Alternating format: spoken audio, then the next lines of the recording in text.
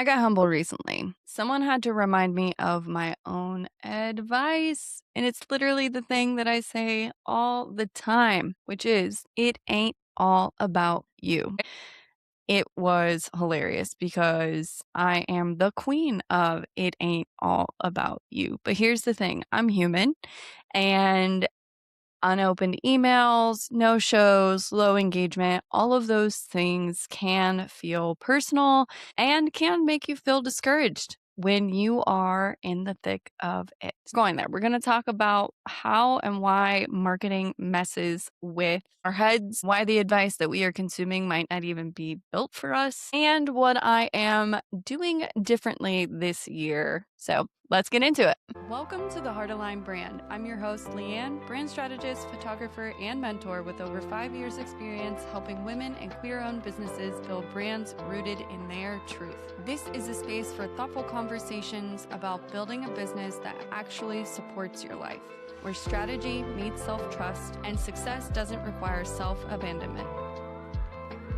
I was in this place in my business where I was feeling discouraged and frustrated because I was like, I keep putting these things out there and I'm not getting the traction that I want. And I don't understand why I'm not getting that traction. And my friend very thoughtfully and kindly just said, have you tried reaching out one to one to kind of remind them and make those connections? And it was really funny because I was like, "Oh, shit. Yeah, you're right. I haven't done that." And also, if I think back to my own experiences, when someone has reached out to me that is local and said, "Hey, Lee, I have this thing going on. I'd love to see you there."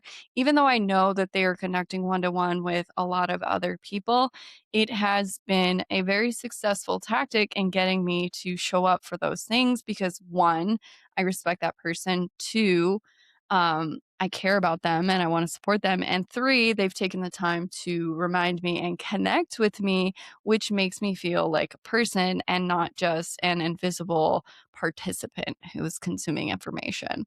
And so when she said this to me, it was a very humbling because I, as I mentioned, tell my clients this all the time. We have to work harder. We have to be in the seat of the consumer and behave how we would want to be treated as the consumer. And in that moment, I realized that I wasn't doing that. And I had actually kind of gotten a little lazy. Now, I want to be kind to myself and say that I have a lot going on, just like you have a lot going on. And when I created this vision for this thing that I'm working on, I wanted it to be easier because I didn't want it to be another item on my to-do list that made me feel exhausted, made me feel tired. In her response and her reflection to me, I realized that there were two ways that I could move forward. I could either A, step up my game and make more connections and try harder with this, or B, I needed to let go of the expectations and just let it be what it was. And so in that reflection and in thinking about why I wasn't showing up as much as I could be showing up, I realized that part of it was that I was in the phase of just doing it. And sometimes when you're in the phase of just doing it, you aren't really thinking about all of the strategies on how to grow it and how to best execute on it. For me, as someone who has learned that I have to dive in because if I don't dive in, the perfectionist comes out and she will sabotage me from doing the thing. I just have to show up because that's where I see the most success and the growth for myself because I can show myself that, oh, you can do this. And in that, I realized we're just in this doing phase, and I need to be okay with the fact that I'm not seeing the growth and I'm not seeing as much traction as I hoped. While also saying, okay, I've done this long enough now that I can start to take on more work for this because this piece of this building is more comfortable and more familiar to me. Therefore, it's easier for me to do. So now I can take on more work that is going to continue to grow this project that I'm working on. But let's talk about why so many of us get stuck, why it still feels personal. It feels personal because we have put the time and energy in building it. We feel that it is special. And in some cases, there is this low level expectation of, you know me, you know what it is that I'm doing. Why aren't you engaging? And when that happens, when your email flops, when the no shows happen, when you get ghosted, it can feel very personal because we're giving it the good old college try. But when we really take a step back and we look at it, are we really giving it the good old try? So, a couple questions you could start with is, are you consistent posting, sending newsletters, with networking?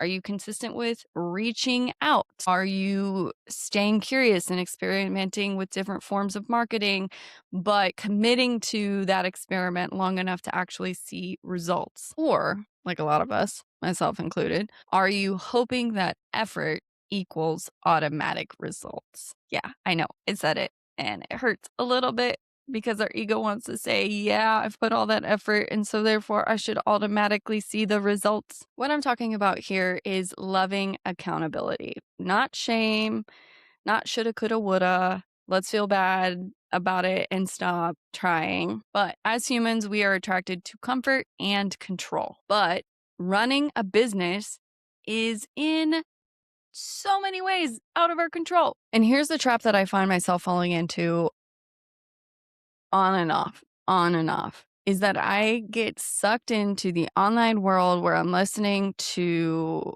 major educational coaches in the game who've been in the game for a really long time. Jenna Kutcher, Marie Forleo, Amy Porterfield. And I'm taking advice from online businesses who have large audiences and years of social proof and authority. And I'm applying it to my business with a very small audience that's locally based, that's online, but isn't where most of my business is happening. And I'm asking myself, why isn't this working? We're taking advice from coaches and business owners who are selling digital products or masterminds whose business model is based on volume. And when I say volume, what I'm talking about is the audience. These online businesses have large followings. They have large email lists, 50. I'm applying their strategies to my little itty bitty list. Not kidding. I'm currently a part of an online business group because even though I am aware of the pitfalls, I know that there's still a lot that I can learn from it. Who said that her email list is small. Her email list is 20,000 people, and she said that is small. So if that puts that into perspective for you, I hope that it does, because I don't think that they're talking about it enough. They're just not being honest. And I am by no means saying that it's not possible for you to achieve that or for me to achieve that, but it's a different game that you need to be playing. And for those of us who are local based, we're not playing that game. We are not in that field. And so to apply those strategies and think that we're going to get the same outcome, even when data says we are, it does not feel as successful and it does not feel as monumental to us. And so what I find is a lot of these online business coaches are not being fully transparent about the size of the audience that you need in order to reach the revenue goals that they are promising to you. So, photographers, service based businesses, or consultants that are all kind of focused on one geographic area or are heavily location based are trying to apply high volume strategies to their business and then wondering why we're not seeing the same results or we're not having the same impact. So, local businesses are different in how we need to market, connect, and build our business. So, just to kind of contrast those differences, if you're thinking like, oh, that's me, I'm in that boat, and I've been trying to apply these large online audience strategies. Online businesses have a large audience, whether they built that organically over time through their content marketing strategy, or if they built through paid traffic, they have a larger audience they are selling to. They are scaling through automations. There is a lot less one-to-one direct contact. They have systems in place that are automating their process in order to meet the expectation for their clients. They have volume-based visibility, meaning that a lot of eyeballs are on them. And so therefore they have the potential of more conversions for their offers. Whereas with location-based businesses, we are working with a smaller finite pool of people. We are growing through relationships. So whether someone is finding you cold through SEO and then they work with you and then they continue to do business with you throughout the years, that's one thing that happens, or connecting through one-to-one meetings with you, word of mouth referrals, etc., etc. We are building relationships. And then we are trust-based visibility. We need to understand that we are playing a different game, but we're using someone else's rulebook. Now, I want to caveat this and say that yes, some of these strategies absolutely have a place in our business, but where we falling into the trap is that we think that those strategies are the only way of doing business. And we get locked into that and we wonder why we're not seeing the growth and the success that we want to see in our businesses. So this year, some of the things that I'm testing and experimenting with is that all the time that I spend creating content, specifically for Instagram, because I feel like content for Instagram can take a bit of time and the shelf life on Instagram is 24 hours if we're lucky. I'm diverting that time that I would spend to create content for Instagram to other avenues where I think I'm going to see more ROI for my time. And here are some of the things that I am working on. First of all, is personal emails. I'm just getting better at sending those emails to past clients, connecting with new people, DMing people, which potentially will turn into a real conversation, commenting thoughtfully on posts on Instagram. So instead of spending so much time creating content for Instagram, I'm intentionally going in and asking myself, how can I engage with people who are already kind of engaging with me? How can I engage with other people and businesses that I'm genuinely excited about? And then the way that I look at that is I'm building relationships. So instead of spending time creating content that is vague and feels like I'm on a hamster wheel, I'm focusing on building relationship, which in turn ends up feeling way better for me because I feel like I'm actually giving something. I'm still posting content, I'm still creating content.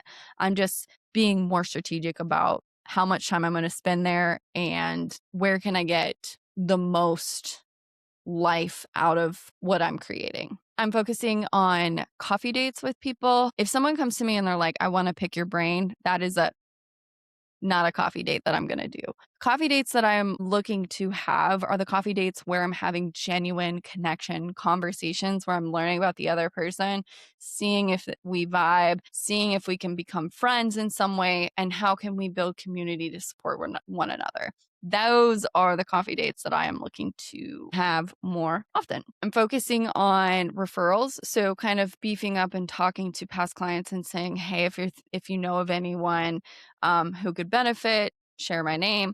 But also, I am referring people more because reciprocity, my friends. When we become a referral source, other people will refer us. I believe that wholeheartedly. If we are only ever asking people to do it for us, but we are not doing it for other people, we just become kind of like this vampire where we're sucking, sucking, sucking from other people. And I just don't think that that's great. And then I'm focusing on strategic partnerships. Who can I align myself with a way that's intentional? It's an ecosystem of support, reciprocity. It being different from the referral piece of it, it's a partnership where we're like locking in.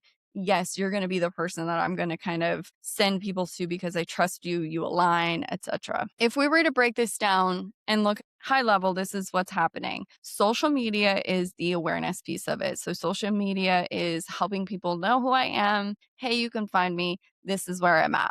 The email marketing, so getting people into my ecosystem one step further, is where I'm nurturing people, helping people learn more about me, long form content, all of the beautiful stuff that helps build trust and gets people, it's a different level of connection. And then the last and most high impact is that one-to-one conversation, which is the conversion accelerators. It helps people say yes sooner. They can get a sense of my energy and feel it's a yes or no? I want to challenge you with this question of where are you hiding behind creating content? I'm also thinking about experimenting with paid advertising. This is going to be a new type of audience building. As I mentioned before, larger audiences is where you can utilize those strategies that you're already doing to potentially see results. So I'm considering doing paid advertising to grow my email list.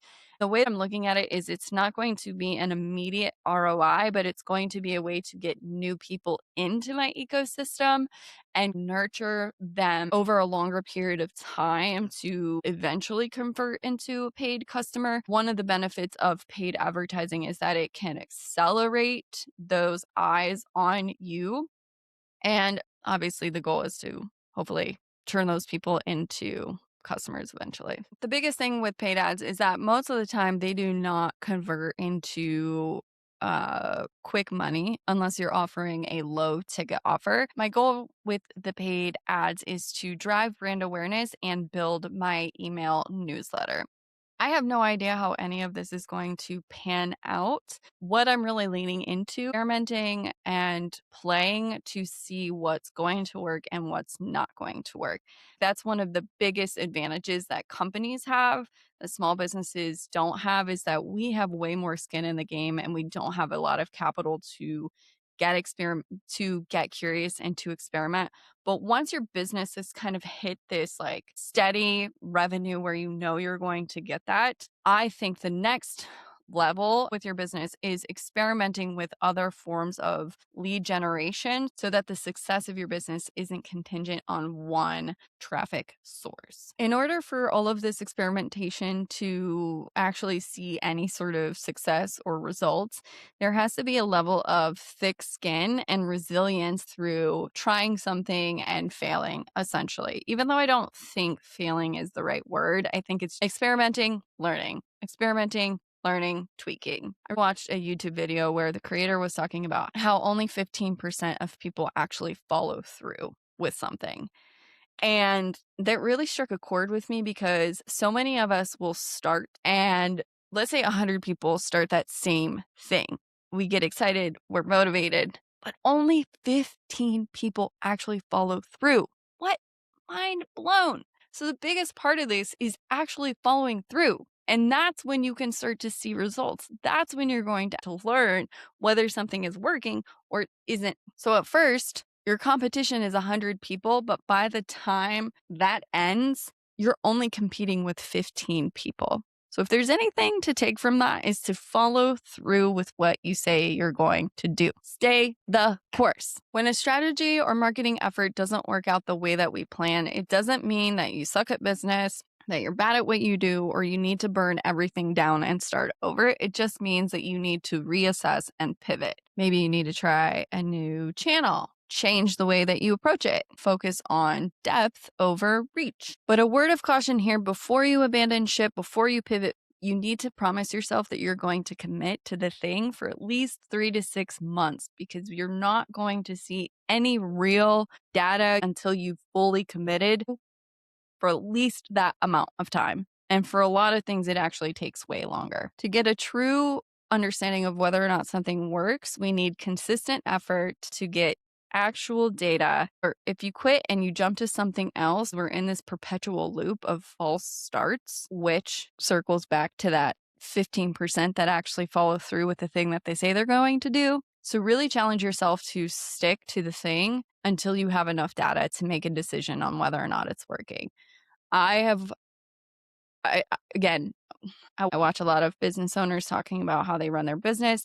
And earlier in the year, there was this online creator who gave a whole breakdown of all the revenue streams that they have in their business. One of the revenue streams or strategies that she had tried the year prior was TikTok. And she had created content and it basically flopped, like hardcore flopped. And so when she was looking at it, she had done it for the year. She was like, this didn't work and I'm not going to spend any more time here. Then she was looking at another revenue channel, which was this digital offer that she had kind of marketed, but hadn't marketed it as well as she thought she could. She knew that she could make more money if she really focused her marketing on that a little bit better. And so she made that adjustment. But it took her an entire year of this follow through in order to have enough data for her to make those decisions to tweak for the next year. Okay, we're going to end this with some journal prompts that you can either think about, write about,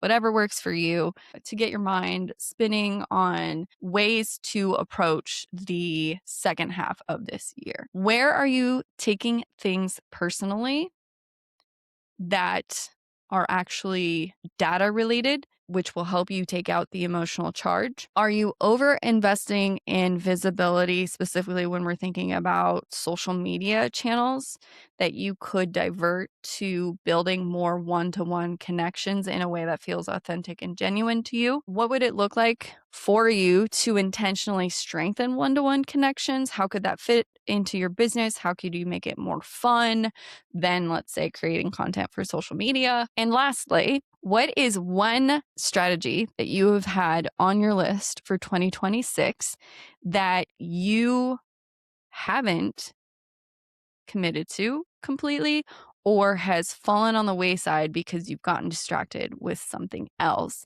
And how could you recenter yourself on that original project and create a game plan for the remainder of the year? Or let's say if that's too much, 3 months, can you commit to that? And can you strengthen that piece? And then at the end of that 3 months or 6 months, what metrics can you use for how well it did, what you would change? That's a juicy question. To wrap all of this up, remember that you're not alone in that want feeling that happens when you try something or you're doing something and it doesn't seem like it's getting the traction that you want it to get.